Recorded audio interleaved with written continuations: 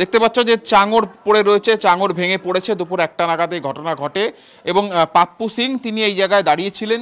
সেই সময় ওপর থেকে, ছাদের উপর থেকে, আমার সহকর্মী গৌরব তোমাকে ছাদের ছবিটাও দেখাবে। ছাদের অবস্থাটা দেখলেও তুমি বুঝতে পারবে পুরনো লোহার জং ধরা লোহা রয়েছে এবং একটা অংশ দেখতে পাচ্ছ যে লোহা জং ধরার জন্য কিন্তু সেই জায়গায় অংশটি খসে পড়ে। পাপ্পু সিং যখন এখান থেকে যাচ্ছিলেন তখন তার উপরে চাঙড়ের অংশ পড়ে এবং তিনি মাথায় এবং কাঁধে চোট পেয়েছেন। তো এই ঘটনার পরে কি আপনার বাড়ি ফিরতে ভয় লাগছে? ভয় তো লাগবেই না ভাই, ভয় তো লাগবেই। একজনকে তো মাথায় পড়ে হতে পারে, আমি ওখানে পা রেখে দিয়ে পড়ে যাব।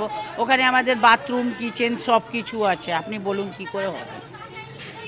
रात में अब बताइए अब क्या करें, हम घर में क्या करें, ये ऐसा हमको तो कुछ समझ में नहीं आ रहा है। डर भी लग रहा है ना, डर भी लग रहा है। কটা পরিবার থাকে এখানে মোটামুটি, কটা ফ্যামিলি থাকে?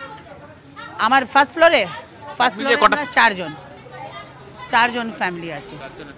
একটা সব মিলিয়ে 10-15টা ফ্যামিলি? না না, উপরে 2তলায় 3তলায় আলাদা।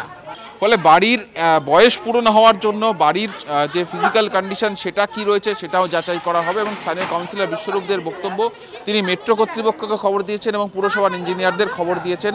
ইতিমধ্যে পুরসভার ইঞ্জিনিয়াররা চলে এসছে এবং মেট্রো কর্তৃপক্ষও তাদেরকেও খবর দেওয়া হয়েছে। তারা এই মুহূর্তে যাচাইয়ের প্রক্রিয়ার মধ্যে রয়েছেন যে বাড়ি ভেঙে যাওয়ার কারণটা কী কারণে এই ঘটনা ঘটলো। আমি আরও একবার ছবিটা দেখাবো, আমার সহকর্মী গৌরবকে বলবো এই জায়গাটার ছবি দেখাতে। এই জায়গাটার ছবি দেখালে একটা বিষয় স্পষ্ট যে পুরনো বাড়ি দেখতে পাচ্ছি। বাড়িতে যখন মেট্রো যখন কাজ করেছিল, দেখো এই ধরনের লোহার পিলারের বন্দোবস্ত করা হয়েছিল যাতে এই বাড়িটিকে একটা সাপোর্ট দেওয়া যায়। যেহেতু বাড়ির বয়স অনেক বেশি, অন্তত 60-65 বা তার বেশিও হতে পারে, এই সাপোর্ট সিস্টেমগুলো দেওয়া হয়েছিল যাতে বাড়ি ভেঙে না পড়ে অন্তত কাজের সময়। কিন্তু এখানে দেখো যে বাড়ির লোহার যে বিমগুলো রয়েছে সেগুলি জং পড়ে কিন্তু যথেষ্ট ভগ্নপ্রায় অবস্থায় রয়েছে। এছাড়াও যে প্লাস্টার বা ইটের যে অংশগুলি রয়েছে সেইগুলোর অবস্থাও কিন্তু একেবারেই ভালো নয়।